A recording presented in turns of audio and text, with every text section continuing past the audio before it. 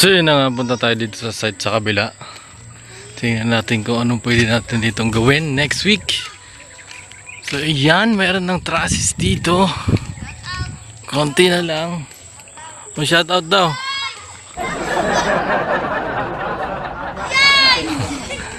Konti na lang. Por, magandang hapon! Pautang! So yun, konti na lang.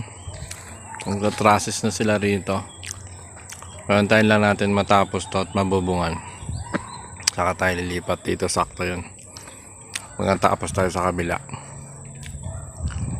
para hindi masyadong pag umulan man safe tayo sa ilalim. Panibagong araw, panibagong vlog. So part 4 na ng ating electrical installation, electrical layout revision dito lang sa Tagaytay. So papakita natin sa inyo yung mga ginagawa natin, lalo na sa mga bagong electrician. So see you later guys sa sunod na mga video clip. Let's go! So yan, dumating na yung materials natin. So Omega wire, in-order ni sir. Meron tayong 4 na box na 3.5 sa 2.0 para sa mga switch leg natin. Then meron na tayong panel board na 12 branches bolt on. So ikakasa natin to.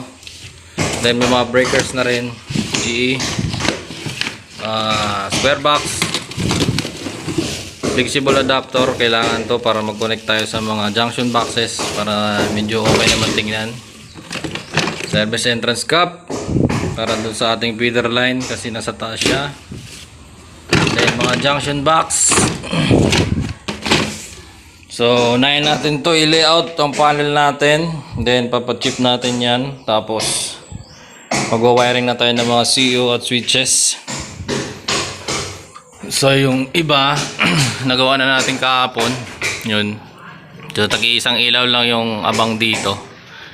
Kasi yun lang napag-usapan nila ng contractor at ng may-ari. Abang lang, ilaw isang bedroom, isang ilaw.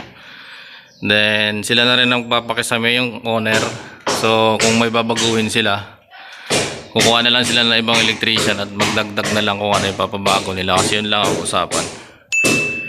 So layout natin yung panel natin guys.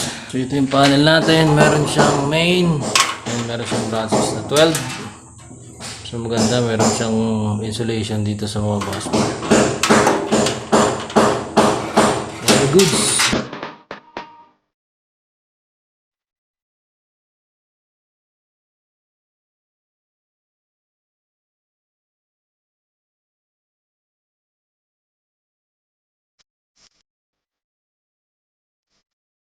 So na-layout na natin itong para sa panel. So gagrinderin na lang natin yan by Monday. So priority na lang natin itong para sa wiring natin para matapalan na natin yan. Lain natin yung wiring na CO. Tulad natin itong mga lightings.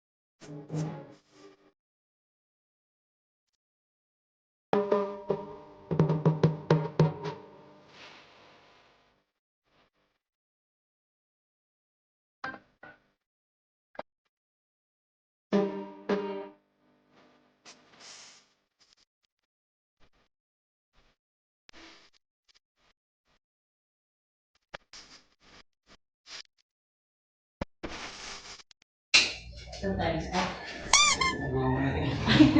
sorry, it's electrical na pala.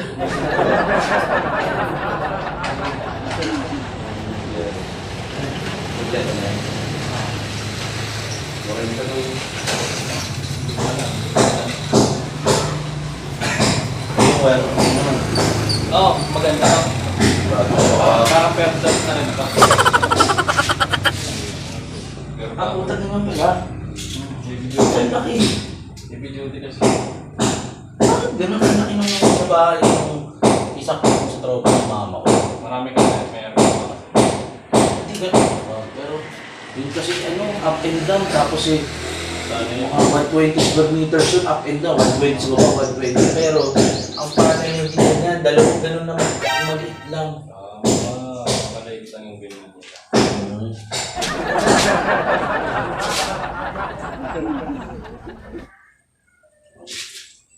Sinabi ko na rin nga sa kanya, sabi ko hindi pa pinapansin yung sa mga abang katulad sa sabi ko alam ko pa papaabangan para sa susunod parang kung wala man yung mga wire, at least meron na, sabi ko.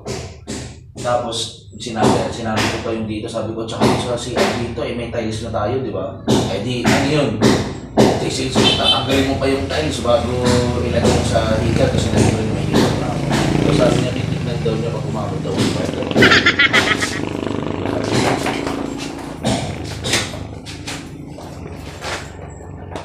Mas maganda to kaysa... Ano sa sinasabi ko? Pero pwede sa pinturahan ng puti na lang. Ganyan lang ako siya. Yan na talaga yung... Okay lang ba dito natin lalagyan? Oh, yun na. Teka, ito na. Oh, yun na. Hindi, yung prep. Sa mga... May breaker na ito eh. Kasali na breaker. Pero yung mga breaker na pinili niya, Ganda rin ito, GA. hindi ko sabihin, sakto na. Oo. Kasi O bibili pa ako ng mga breaker sa susunod. hindi na. Pinarequest na natin. Para abang sa mga...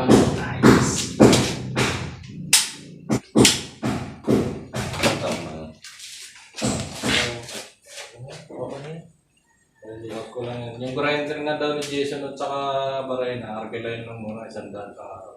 Yung dyan kay Jason daw. Sige. Kasi hindi siya nakabili. Kasi by Monday, papatira ko na to. Para may kasako na rin yung paano. Para mabagsak ko na lahat ng wire. Ikaw. Alam ko.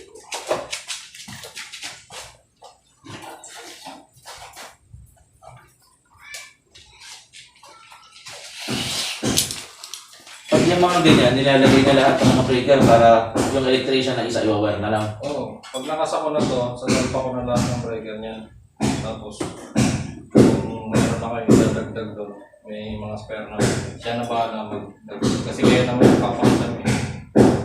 Alam kaya magkakaiba ata ng diskarte ang electrician naman. Alam na Pag na. electrician ka, alam mo na yun. Ganun. Kasi hindi ko naman guguluhin yung wiring. Kaya pa ako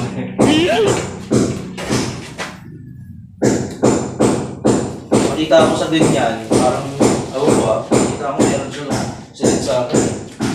Kung 1,000 ba yan? Hindi ko alam kung ka-registro man to. Kasi bolt lang to eh. Tapos ang ginastos niya dun sa Omega yun, di ba? Okay. 4 na boxes. Alos magkaparehas lang din sila ng presyo ng plastics niya. Kasi pure copper to eh. Pero mas maganda pa rin yung welded na. Pero okay na rin yan. Yung welded pwede. Okay, siguro na gastos na 13.6. Pwede yan eh. Pwede ka rin mag-canvas na. Pumunta ka lang sa presyo.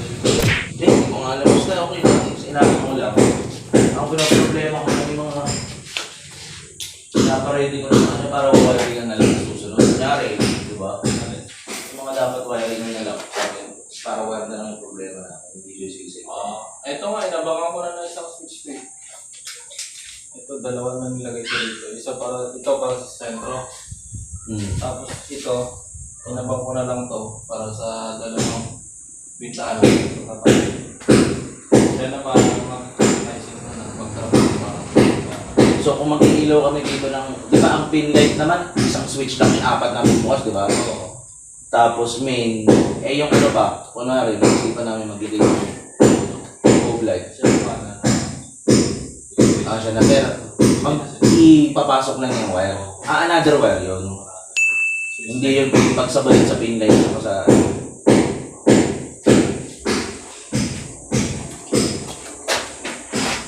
Siguro kung makabili lang naman ako puro pin light lang naman sa susunod, kailangan ito sa susunod. Isang box lang, kaya na yun. Masalahat ng 4. Maliwanag na to kahit isang ilaw lang naman lang. Diba liwanag na ito pag 8 watts? Gabi parang may lamay na yan. So maliwanag. Mukhang nagbablog ka ah. Hindi, nagano ako. Remembrance ako pa. Ang tawag doon, yung time-lapse. Oo.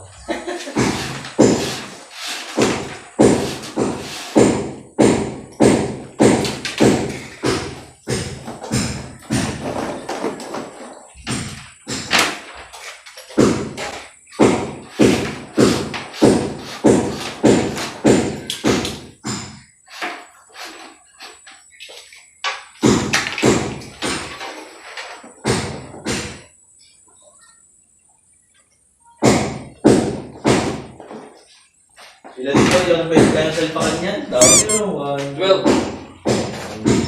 12 branches. Kasi yung Yan sobra-sobra pa, no? halos sasakto lang kasi bukod kasi talaga yung breaker mo sa water heater, rep, washing, tapos yung oven mo na malaki, saka yung mga aircon mo. Magkakaiwala yung breaker. Kasi basta dalawa to eh. Kung dalawang CR magkaka-heater din eh. Oo. Unti-untiin ko lang unahin ko muna yung master shop. Kapag pinagsama-sama natin yan, baka mag-trip. Trip lagi yung breaker mo. Patay sindi.